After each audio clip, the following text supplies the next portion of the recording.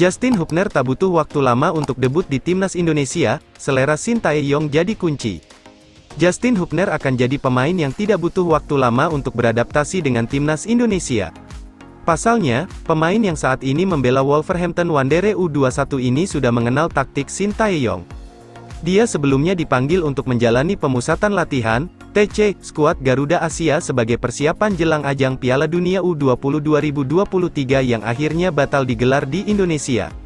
Hubner juga sempat menjalani TC di Turki dan beberapa kali tampil di laga uji coba yang digelar tahun lalu. Sudah paham dengan keinginan pelatih, Hubner juga memiliki kans yang besar untuk mendapatkan caps perdananya di timnas Indonesia. Selain itu, Justin Hubner sudah memahami formasi andalan Shin Tae-yong yang menggunakan 3 back. Hal ini karena klubnya, yakni Wolves U21, menggunakan skema yang sama. Hubner menegaskan bahwa bermain dengan 3 back sudah biasa dia lakukan. Saya mendengar timnas bermain dengan 3 back, kata Hubner. Saya juga bermain di posisi back, jadi saya sudah cukup mengenal sistem tersebut. Bagus untuk saya bermain di timnas Indonesia dengan 3 back, ujar Justin Hubner kepada awak media di kantor PSSI, Jakarta, tanggal 24 Oktober tahun 2022. Hadirnya Hubner dalam formasi 4-3-3 ciri khas Shin Tae-yong tentu akan menjadi kombinasi yang solid. Pasalnya, saat ini skuad Garuda dihuni back-back berkualitas seperti Elkan Bagot, Rizky Ridho, Sandy Walsh, dan Sain Patinama. Mereka juga bisa saling bertukar posisi meski Sandy dan Sain biasa bermain sebagai back sayap di klubnya. Pemain berusia 20 tahun ini juga sempat berjanji untuk bekerja keras saat mendapatkan kepercayaan di timnas. Selain itu, Hubner siap bersaing dan membuktikan diri agar bisa memberikan kontribusi kepada tim. Semangat dan tekad ini akan dia jaga saat mendapatkan kesempatan berada di skuad Garuda. Saya tahu pelatih suka dengan pemain yang bekerja keras untuk menang.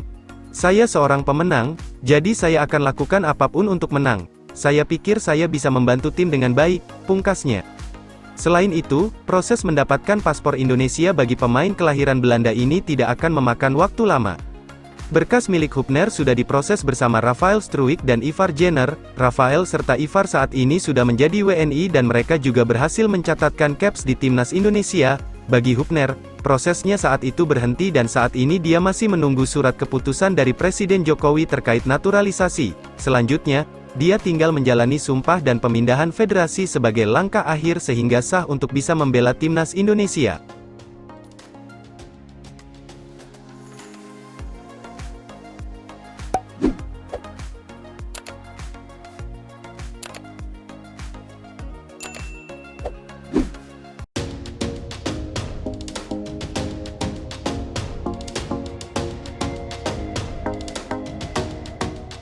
Bima Sakti tak akan anggap remeh kekuatan lawan-lawan timnas U17 Indonesia di Piala Dunia U17 2023. Pelatih timnas U17 Indonesia, Bima Sakti angkat bicara soal kekuatan lawan di grup A Piala Dunia U17 2023.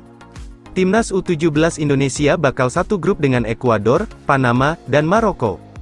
Bima Sakti mengaku haram untuk memandang remeh lawan-lawan timnas U17 Indonesia di grup A.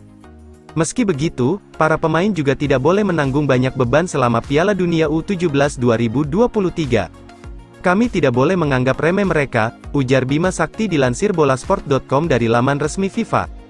Dan kami juga tidak boleh memberikan terlalu banyak beban pada pemain kami, lanjutnya.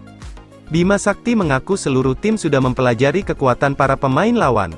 Timnas U17 Indonesia juga sudah menyiapkan strategi khusus untuk mengantisipasi lawan-lawan mereka di Piala Dunia U17 2023. Meski begitu, Bima Sakti mengaku tetap akan berfokus pada kekuatan sendiri sebelum melihat lawannya bermain. Kami telah mempersiapkan skuad kami dan staf pelatih telah menganalisis pemain-pemain berbahaya lawan, ujar Bima Sakti. Kami telah mengantisipasi strategi yang akan kami gunakan untuk melawan mereka. Namun kami akan lebih banyak fokus pada tim kami sendiri. Dan tidak terlalu mengkhawatirkan bagaimana lawan akan bermain, lanjutnya. Bima Sakti pun menjelaskan alasan mengapa timnas U17 Indonesia pantang meremehkan ketiga lawannya. Ia menilai bahwa ketiga lawan timnas U17 Indonesia punya ancaman yang sama menakutkannya. Meski Panama, Ekuador, dan Maroko bukanlah kiblat utama sepak bola dunia, Bima Sakti mengaku bahwa mereka punya kekuatan menakutkan di level kelompok usia 17 tahun. Bahkan Bima Sakti menyebut bahwa ketiga negara tersebut bisa jadi lebih menakutkan daripada negara-negara raksasa sepak bola seperti Inggris, Spanyol atau Jerman. Ancaman dari seluruh lawan kami di grup A sama, ujar Bima Sakti. Bahkan, mungkin mereka lebih baik dari tim seperti Inggris, Jerman, atau Spanyol. Di level U20 atau senior, negara-negara dengan program pemain muda sepak bola yang sangat maju memiliki pemain yang berpengalaman di kompetisi papan atas. Namun di usianya yang masih muda, seperti di kategori U17, kita tidak boleh berasumsi bahwa tim seperti Ekuador, Panama, dan Maroko tidak sekuat raksasa sepak bola tersebut, tutupnya.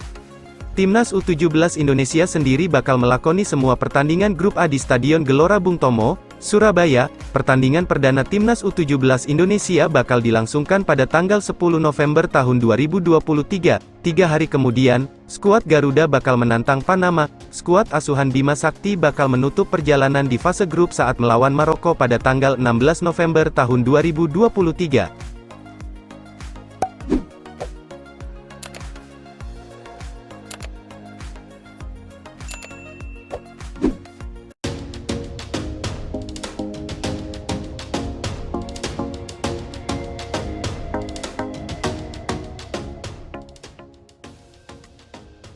Permintaan Erick Thohir kepada pemain Timnas U17 Indonesia jelang hadapi Piala Dunia U17 2023. Ketua Umum PSSI, Erick Thohir, memiliki permintaan kepada para pemain Timnas U17 Indonesia yang bakal tampil di Piala Dunia U17 2023. Seperti diketahui, Timnas U17 Indonesia baru kembali dari Jerman dan tiba di tanah air pada Selasa, tanggal 24 Oktober tahun 2023. Tim Merah Putih telah menjalani persiapan menuju Piala Dunia U17 2023 dengan menggelar pemusatan latihan, TC, di Jerman. Setelah sekitar 6 minggu berlatih, Timnas U17 Indonesia pun bakal kembali menjalani persiapan di Jakarta sebelum ke Surabaya.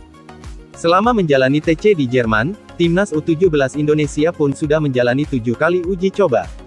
Ketua Umum PSSI, Erick Thohir pun memberikan motivasi ke para pemain Timnas U17 Indonesia setelah tiba Jakarta.